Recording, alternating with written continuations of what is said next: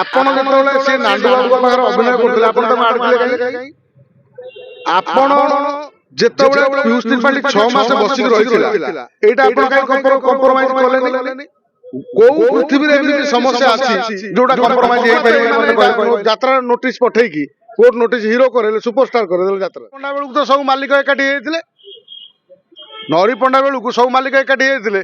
ଆଜି ଏଇ ଯୋଉ କଣ୍ଟ୍ରୋଭର୍ସିଟା ସମାଧାନ କରିବା ପାଇଁ ସବୁ ମାଲିକ ଏକାଠି ହେଇପାରୁନାହାନ୍ତି। ତାହେଲେ ପିୟୁଷ ତ୍ରିପାଠୀ ଗୋଟେ କାମ କରନ୍ତୁ, ଯୋଉ କୋର୍ଟ ନୋଟିସର କାଉଣ୍ଟର କରନ୍ତୁ, ଆଉ ଗୋଟେ ଓକିଲ ନେଇକି କାଉଣ୍ଟର କରନ୍ତୁ। ସେ ବର୍ତ୍ତମାନ ଯେ କଣ ଅଛି ତାଙ୍କ ପାଖରେ ଡକୁମେଣ୍ଟ ଅଛି, କଣ ଏଗ୍ରିମେଣ୍ଟ ଅଛି, କେତେ ଟଙ୍କା ନିଆ ହେଇଥିଲା, ସେ ଯୋଉ ପ୍ରମୋଦ ବାବୁଙ୍କ ପାଖରେ କେତେ ଟଙ୍କା ନେଇଥିଲେ, କେତେ ଟଙ୍କା ଦେଇଛନ୍ତି, ବାକି କେତେ ଅଛି କି ମୂଳରୁ ନାହିଁ, ଏ ବାବଦରେ ଗୋଟେ ଫୁଙ୍କାନୁଫୁଙ୍କା ଆଲୋଚନା ହବା ଦରକାର।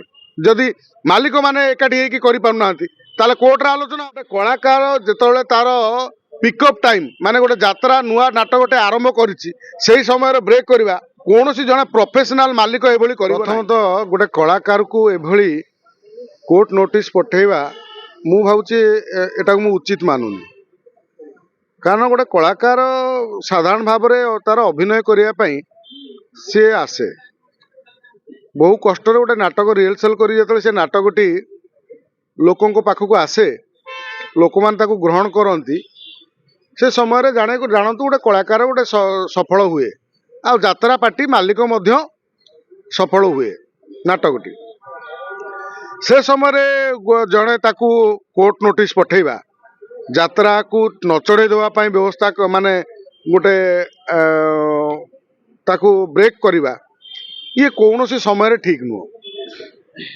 ଓଡ଼ିଶାର ଲୋକକଳା, ସଂସ୍କୃତି, ଐତିହ୍ୟ, ପରମ୍ପରାକୁ ଯଦି କେହି ବାସ୍ତବରେ ପ୍ରଚାର ପ୍ରସାର କରନ୍ତି, ଲୋକଙ୍କ ପାଖରେ ଏହାର ଛାପ ଛାଡ଼ନ୍ତି, ସେ ହେଉଛି ଯାତ୍ରା। ଯାତ୍ରା ବର୍ତ୍ତମାନ ଓଡ଼ିଶାରେ ଆପଣ ଦେଖୁଛନ୍ତି ଯେ ଚଳଚ୍ଚିତ୍ର ଲୋକ ଦେଖୁନାହାନ୍ତି, କିନ୍ତୁ ଯାତ୍ରାରେ ସମସ୍ତେ ଦେଖୁଛନ୍ତି। ପରିବାରରେ ସମସ୍ତ ସଦସ୍ୟ ଯୋଉଠି ଯାଇକି ଗୋଟେ ଖୋଲା ମଞ୍ଚ ଦେଖିପାରନ୍ତି, ଖୋଲା ମଞ୍ଚରେ ଅଭିନୟ ନାଟକ, ସେଉଠି ଯାତ୍ରା।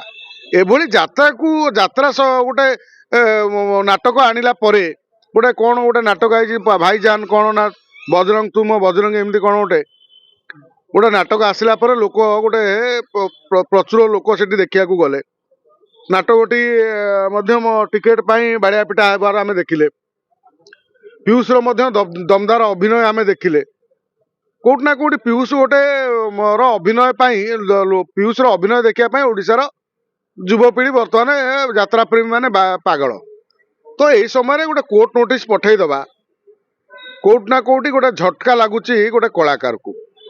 ଦ୍ୱିତୀୟ କଥା, କୋର୍ଟ ନୋଟିସ ଯୋଉ ଯିଏ ପଠେଇଛନ୍ତି, ଯୋଉ ମାଲିକ, ସିଏ ମଧ୍ୟ ପିୟୁଷକୁ ତାଙ୍କ ଯାତ୍ରା ପାର୍ଟିରେ ରଖିଥିଲେ। ପୂର୍ବରୁ ସେ ଯାତ୍ରା ପାର୍ଟିକି ଯୋଉ ମାଲିକ ନୋଟିସ ପଠେଇଛନ୍ତି ପ୍ରମୋଦ ବାବୁ, ତାଙ୍କର ପୂର୍ବରୁ ସେ ନାଣ୍ଡୁ ବାବୁଙ୍କ ପାଖରେ ଅଭିନୟ କରୁଥିଲେ କିଏ? ପିୟୁଷ ତ୍ରିପାଠୀ।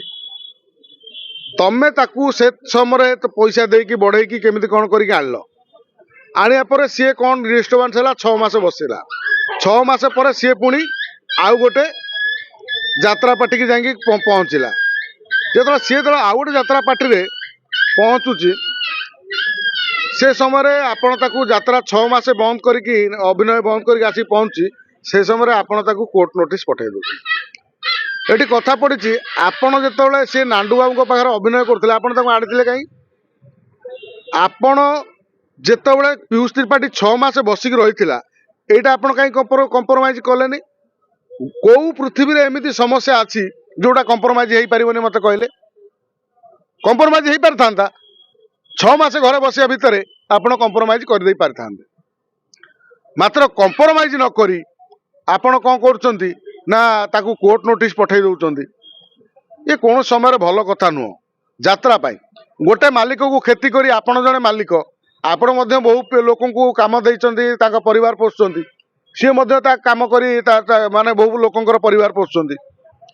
ଏ ଭିତରେ ହଉଛି କାହିଁକି? ମାଲିକଙ୍କ ଭିତରେ କଳାକାରଟା ବଳି ପଡି ଯାଉଛି କି? ନରୀ ପଣ୍ଡା ବେଳକୁ ତ ସବୁ ମାଲିକ ଏକାଠି ହେଇଥିଲେ। ନରୀ ପଣ୍ଡା ବେଳକୁ ସବୁ ମାଲିକ ଏକାଠି ହେଇଥିଲେ। ଆଜି ଏଇ ଯୋଉ କଣ୍ଟ୍ରୋଭର୍ସିଟା ସମାଧାନ କରିବା ପାଇଁ ସବୁ ମାଲିକ ଏକାଠି ହେଇପାରୁନାହାନ୍ତି। କାହିଁ ହେଇପାରୁନାହାନ୍ତି?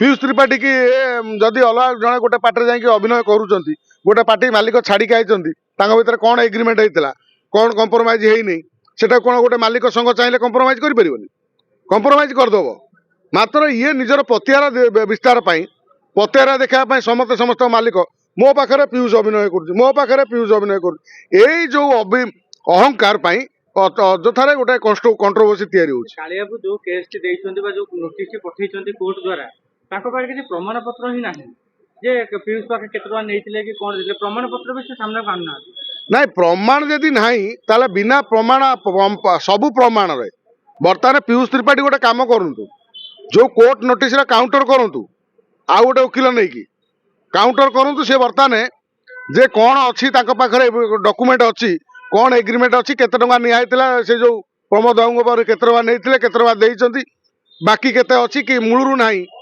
ए बाबद गोटे फुंकानुफुका आलोचना हवा दरकार जदि मालिक माने एकाठी हेकि करि पारुनांती ताले कोर्ट रा आलोचना हो मान्यवर कोर्ट को निष्पत्ति बा कोनोसी लेटर को आमे सम्मान दवा उचित किंतु गोटे कलाकार जेतले तार पिकअप टाइम माने गोटे यात्रा नुआ नाटक गोटे आरंभ करिछि सेही समय ब्रेक करवा कोनोसी जने प्रोफेशनल मालिक एभली करिवो नाही जो मालिकटी जे एभली काम करि परिवो जे वास्तव रे से नाटक नाटुआ आइ नथिवो सी कौन बाटर सी केमती पैसा प्रचुर टंका कौ बटे माने तार रोजगार करी से गोटे यात्रा पार्टी खुशी मजाक कर प्रोफेशनल यात्रा पार्टी मालिक मैंने एभली केबे करिवे नाही कारण या द्वारा गोटे यात्रा पार्टी मालिक क्षति हम गोटे मालिक आ गोटे मालिक क्षति करी कौन मिल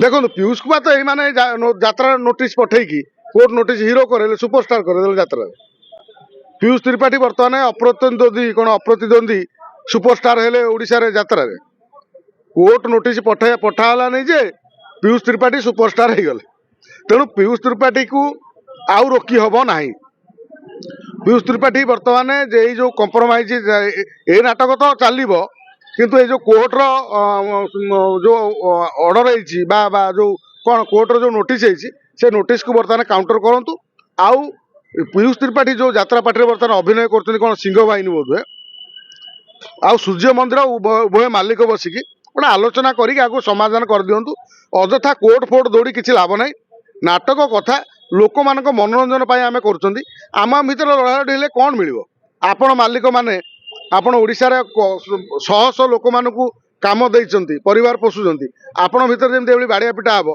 से जो परिवार जो काम आपण पाखे चाकरी कर परिवार चलो केमी तो कौन यात्रा पार्टी मालिक तो रोजगार कले तो कम से कम ता परिवार जो नाटक विभिन्न डिपार्टमेंट जो चाकरी करते पैसा दब तो पीयूष त्रिपाठी 6 मास ब्रेक नहीं 6 मास आलोचना नक बर्तमान ये जो माने लगेगा गोटे कोर्ट नोटिस लगेगा ये अमानवीय काम गोटे बुझिपारे तेणु एभली काम करवा उचित नुह ये यात्रा क्षति यात्रा इंडस्ट्रीज क्षति मालिक मान क्षति आ कलाकार मान हतोत्साहित करी ये कहा कहार केबे फायदा है नहीं कि हब नहीं।